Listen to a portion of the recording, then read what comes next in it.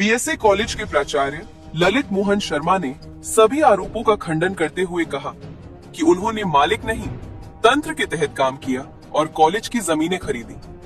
उन्होंने कहा कि पहले यहाँ प्राइवेट अकाउंटेंट के माध्यम से पैसे का गड़बड़ इस्तेमाल होता था, जिसे बदलकर सभी फैकल्टी के अलग खाते खोले गए। 14.5 एकड़ के कॉलेज को केवल एक फैकल्टी के रूप में बनाना था, लेकिन इसे अलग किया गया जो अवैध है। प्राचार्य ने बताया कि कॉलेज में खेल और सांस्कृतिक क्षेत्र में काफी विकास हुआ और छात्र संख्या बढ़कर 10,000 हो गई है, जिसमें 70% छात्राएं हैं। अनुशासन बनाए रखने के लिए पुलिस चौकी बनवाई गई। उन्होंने कहा कि कुछ लोग विकास और उनकी नियुक्ति को नहीं चाहते थे और जातिगत व्यवस्थाओं के आधार पर संस्थाओं को चलाने का प्रयास कर रहे हैं।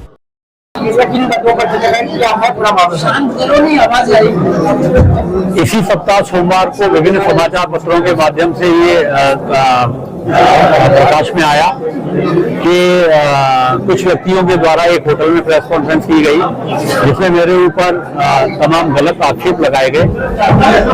तो महाविद्यालय की स्थिति, वर्तमान में महाविद्यालय संचालन की स्थिति और अपने ऊपर लगाए गए आरोपों के लिए एक प्रेस वार्ता का आयोजन किया गया, जिसमें वो सारी बातें स्पष्ट की गई कि वर्तमान में महाविद्यालय की क्या स्थिति है। विश्वविद्यालय द्वारा जो सशर्त अनुमोदन प्रदान किया गया है और जो शर्तें लगाई गई है, उनको आप सबके बीच रखा गया। विश्वविद्यालय को ऐसे मार्गदर्शन प्राप्त करने का हमने पत्राचार किया है, शासन से भी मार्गदर्शन प्राप्त करने का पत्राचार किया है, निदेशक महोदय से किया है, लेकिन अभी तक उस संबंध में कोई हमें मार्गदर्शन प्राप्त नहीं हुआ। आरोप नहीं कि आप अपना एकल स्वामित्व चाहते हैं, ये जो समिति अनुमोदित हुई है उसको आप काम नहीं करने दे रहे। देखिए मैं आपको स्पष्ट कर दूं कि एकल स्वामित्व तो कुछ होता ही नहीं है।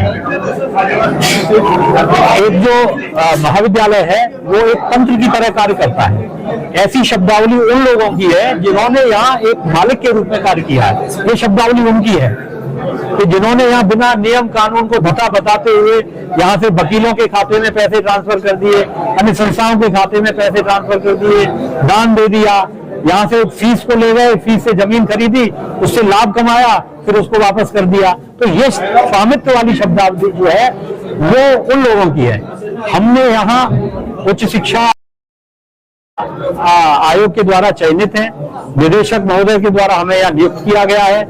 मैं यहाँ का विद्यार्थी रहा हूँ। उस लगाव से महाविद्यालय की जो डेवलपमेंट हुआ है, महाविद्यालय का विकास किया, खास तौर से जो गरीब विद्यार्थी हमारे यहाँ पढ़ते हैं उनके लिए संसाधन इकट्ठे करना, महाविद्यालय ने जो खेलों के क्षेत्र में विकास किया है, सांस्कृतिक कार्यक्रमों के क्षेत्र में, वो आपसे अछूता नहीं है। वो हर मथुरा जनपद का हर जनमानस जानता है।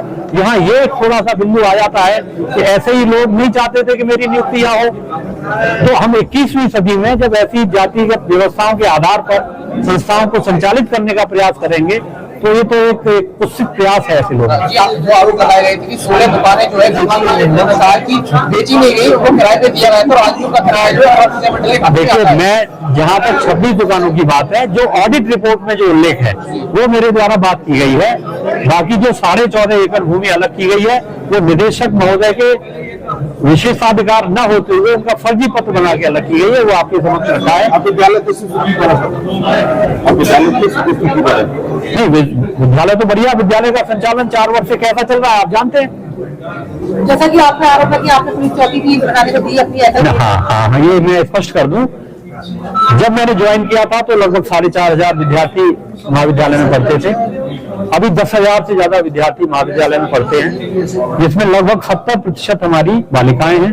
हमारे सभी शिक्षकों ने एक मांग की कि महाविद्यालय में अनुशासन स्थापित करने के लिए एक पुलिस चौकी होनी चाहिए, और विभिन्न महाविद्यालयों में है, विश्वविद्यालयों में है, तो उससे हमारी अनुशासन व्यवस्था सही रहेगी। क्योंकि हमारे महाविद्यालय को बहुत बड़ी परीक्षाओं का 10,000 विद्यार्थी परीक्षाओं का परीक्षा केंद्र बनाया जाता है, और उसमें बाहर के, हरियाणा के, पंजाब के, दिल्ली के, उत्तर प्रदेश, राजस्थान, मध्य प्रदेश के विद्यार्थी तक परीक्षा देने आते हैं। तो वैसी स्थिति के लिए हमारे सभी शिक्षकों ने एक समिति बना के एक प्रस्ताव रखा, और तत्कालीन जो हमारे डीआईजी, अभी जो वर्तमान डीआईजी साहब है, तत्कालीन एसएसपी साहब शैलेश पांडे जी, उन्होंने भी ये प्रस्ताव रखा कि आपके यहाँ एक चौकी होनी चाहिए जिससे अनुशासन की और हमारे शासन की व्यवस्था सुचारू रहे, तो तब उसमें ये चौकी यहाँ पर स्थापित की गई।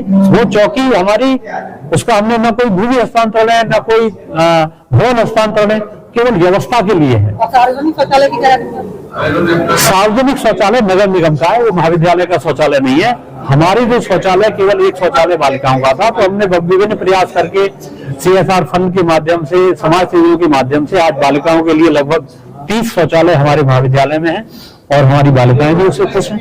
इसको भी आरोप लगाया आरोप ये है कि आपने फर्जी अग्रवाल शिक्षा मंडल बनाया है, उसमें लगाया जा रहे हैं। नहीं, जो अग्रवाल शिक्षा मंडल है वो तो मेरे आने से बहुत पहले का है। वो अग्रवाल शिक्षा मंडल तो 1926 का है, उसे मैं कैसे बना सकता हूँ? मेरा जन्म 1976 का है, 50 साल पहले कैसे बना दूंगा? हास्यास्पद बातें हैं ये। वो लगातार ये कह रहे हैं कि 4 साल पहले आपको प्रचार जो है बनाया गया है, हाँ। लेकिन वो 100 साल से शिक्षा मंडल को संभाल रहे हैं और 4 कमरों से शुरुआत की थी। अगर इसी तरीके का गबन करते तो आज 10 संस्थाएं ना बनती।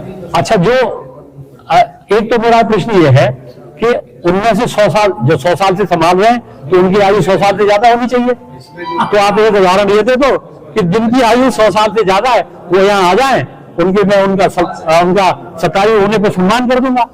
एक बात तो ये हो गई। दूसरे आपने क्या कहा? दूसरा मैंने ये कहा था कि 4 कमरों से शुरुआत की थी, वो कह रहे हैं हाँ, 10 संस्थान। हाँ। अच्छा, दूसरा वो 2-3 प्रश्न है। तो जो बाबू शिवनाथ जी जो अमरावती के थे, उनमें से किन के रिश्तेदार थे या उनके जो संस्थापक सदस्य थे BSA कॉलेज के, उनके बाबा, दादा, परदादा, उनमें से एक का नाम बता दें, ठीक है ना? तो अच्छा, एक प्रश्न और है